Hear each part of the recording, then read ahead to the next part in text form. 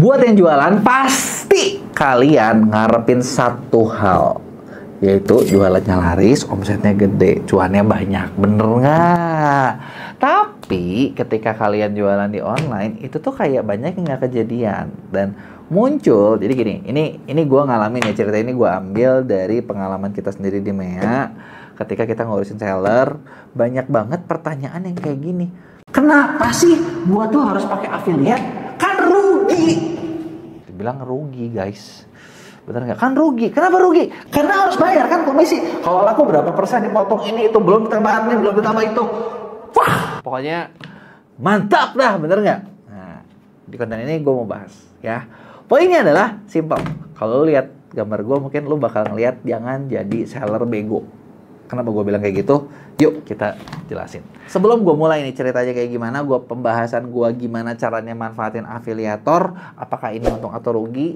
Nah sebelumnya buat lo yang baru nonton, jangan lupa buat lo subscribe dulu dan lo aktifin loncengnya ya.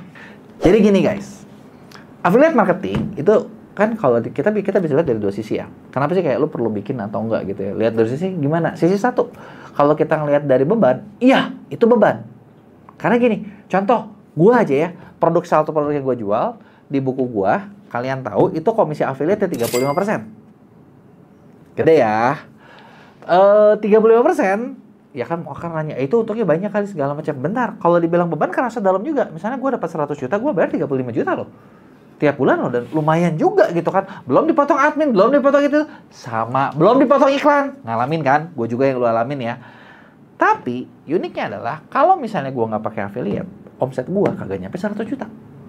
Nah, berarti kan affiliate ini ada sesuatu kan. Nah, sebenarnya gini, kenapa harus pakai? Karena gini, enaknya dengan lo pakai affiliate adalah, sekarang lo bayangin deh, gue termasuk orang yang punya prinsip lebih baik berbagi daripada kagak ada yang dibagi.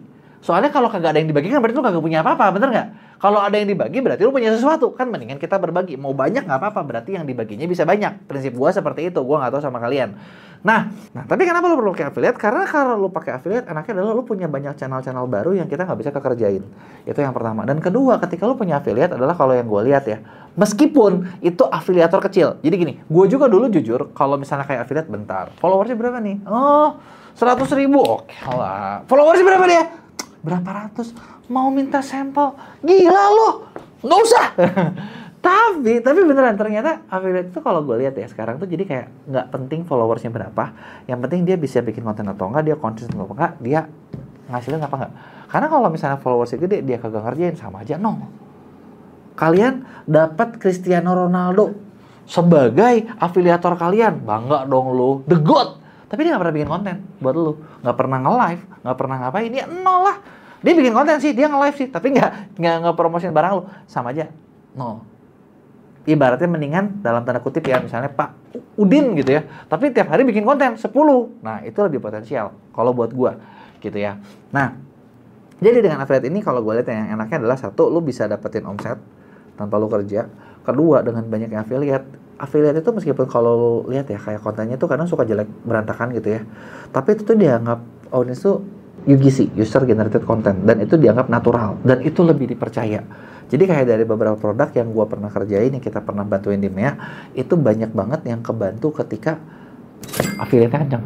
Affiliate-nya kencang itu enak banget gitu buat jualinnya dan gampang banget dipercaya orang gitu. Malah kita baru nge-launching, gue belum baru nge-launching satu produk baru di TikTok Shop.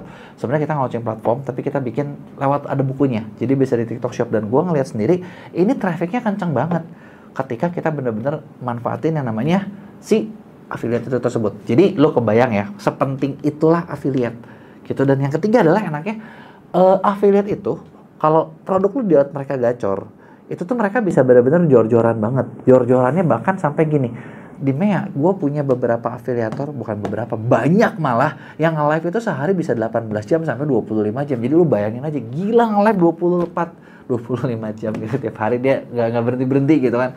Dan itu ya promosiin barang lu terus gitu. Dan itu kan kalau menurut gue aset ya yang berharga gitu. Jadi itu dia kenapa lu harus pakai. Nah, terus gimana cara nyarinya? Nah, pertanyaan kayak gitu kan, gimana cara nyarinya? Nah, cara nyari affiliate sendiri, kalau gue lihat di TikTok sama di Shopee beda. Gayanya juga beda banget. Kalau misalnya kalian produknya mungkin produk yang butuh dipersuasi. Persuasi itu produk lu belum terlalu dikenal, terus lu tuh pengen orang banyak menceritakan produk lu, bikin orang tahu produk lu, mulailah dari TikTok. Karena di TikTok bener-bener orang tuh harus bikin ada story-nya, ada ceritanya gitu kan. Live-nya juga perlu entertaining gitu kan. Itu baru live-nya rame gitu kan. Tapi kalau misalnya kayak produk lu udah cukup banyak yang nyari dan di mana lu bener-bener tinggal ngeyakinin, hajarlah Shopee. Jadi itu bedanya di yang pertama sama yang kedua ya, tentang si afiliator sendiri. Terus nyarinya gimana? Nyarinya sebenarnya nggak susah sih. Di Shopee atau di TikTok lu bisa lihat ada yang namanya affiliate marketing solution. Gitu, namanya mirip-mirip cuma beda platform doang. Nah, di sini lu sebenarnya bisa lihat, lu bisa pakai berbagai filter buat mencari affiliate mana yang tepat. Nah, sebenarnya banyak orang tuh suka kepatok sama GMV, suka kepatok sama followers, baru di situ ngelihat. Tapi kalau sekarang gua melihat bukan gitu sih, tapi berapa banyak konten yang dihasilkan. Gue memang keluar sampel, tapi hitung-hitung gini, lu hitung aja, anggap aja lu beli konten, tetap lebih murah kok kalau misalnya barang kalian katakanlah 100.000, 200.000, 300.000, lu kasih ke satu affiliate, lu minta dia bikin 5 konten, berarti kan sebenarnya satu konten cuma 60.000, bener nggak? Yang 60.000 kita sambil setengah judi lah, untung apa rugi ya?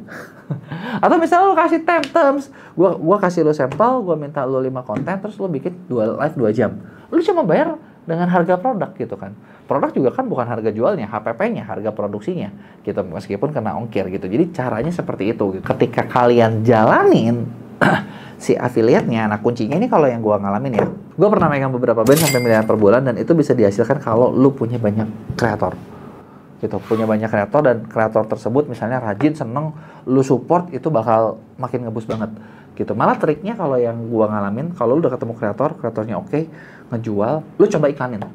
Gua lakuin itu di TikTok, gua lakuin itu di Shopee. Gua keluar duit memang, tapi ROAS-nya itu jauh lebih tinggi daripada gua iklan sendiri. Jadi dihitung-hitung, gua ngiklan keluar segini, ROAS segini, gua masih affiliate, gua udah ngasih komisi, tapi gua tetap dapat untung lebih gede gitu. Ya kenapa enggak, bener nggak? Karena kesimpulannya ujung-ujungnya kalau jualan kan ya untung apa rugi nih gitu. Nah sekarang gue mau tanya balik sama kalian, gue udah kasih pendapat gue, menurut lo jadi affiliate itu bikin untung atau bikin rugi? Buat gue paham 100% bikin untung, makanya gue bilang kalau lo kagak manfaatin, gue bilang lo jadi seller bego.